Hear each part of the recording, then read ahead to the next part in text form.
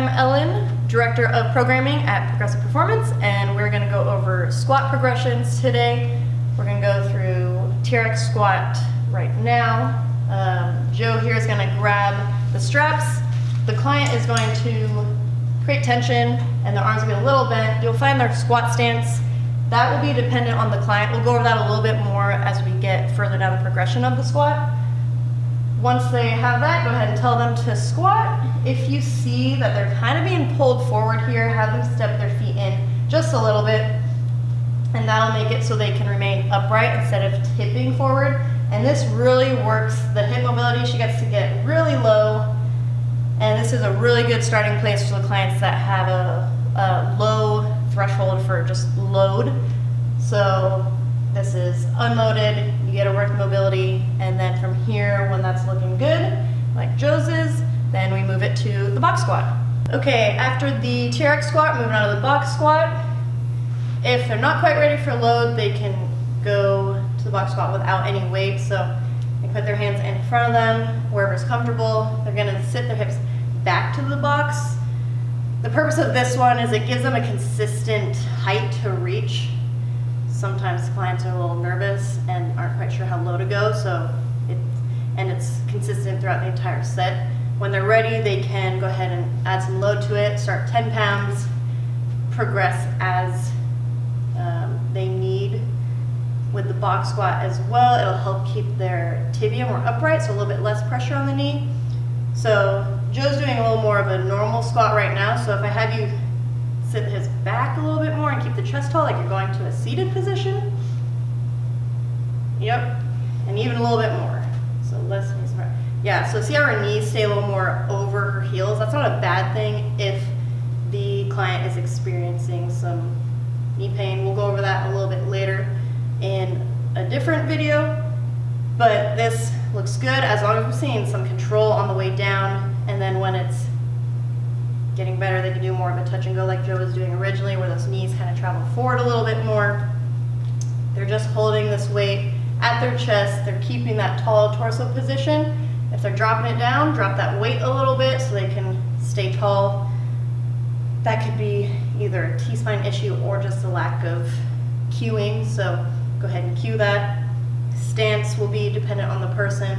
Typically we'll start a little bit wider than shoulder width and just a touch of turnout. About 15 degrees is a good place to start, and then we'll go from there. It's really dependent on the client's hip anatomy, so take that in consideration. And when they're doing this efficiently, you'll move to just your standard goblet squat.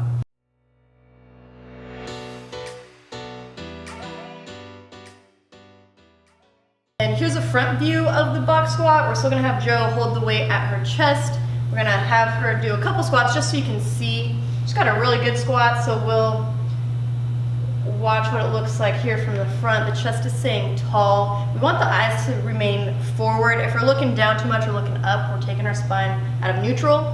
We're also gonna watch the knee position. So if we see knees collapse into valgus, so go ahead and do one of those, Joe. So if they come in on the stand up portion, just cue knees out. Typically that'll be enough. If not, put a light band around their knees to give them a physical cue to press out against, and that should really get those glutes firing on. Go ahead and rest. Okay. Also, if they want a little further cueing or a little more explanation, think of their foot as a tripod. So their heel, the base of the big toe, and the base of the pinky toe are those grounded spots, and tell them to dig those 3 points in really hard, and that should get them working too, as well as once you get that stance, kind of screwing your feet into the ground. Same thing as putting a band around their knees, but a different cue for it. So once you've seen consistent control on the box squat, we'll move to the goblet squat. So remove the bench, we'll keep the weight they were using for the box squat, and go from there. So Joe will pick up the weight. What we're looking for here is still our tall chest. Her feet are wherever is comfortable. You might have established that with the box squat. If not, go ahead and go through that conversation with them. If they need a little wider, that's fine. This is, for Joe, the best stance that works for her. She's able to get low enough and able to keep the proper form. So go ahead and do a few squats here. What we're really looking for the goblet squat is getting to parallel or below without pain and with proper form. So if there's pain, we'll again figure that out, and we'll talk about that in a different video. And then go ahead and relax, Joe. And then proper form, just like we're going with the box squat, those knees will travel a lot more forward than they were in the box squat, and that's good. With the same knee cue as the box squat, if you still need the band, that's okay. Really try and get them to dig those feet in though, so they can progress from the band. And then from here, once they're using a 45-pound dumbbell for 10 reps, then we will progress to the back squat. Moving on from the goblet squat, we will go to a back squat. We're going to use the safety squat bar first. So you'll utilize this with any client who has any shoulder impingement or general shoulder issues.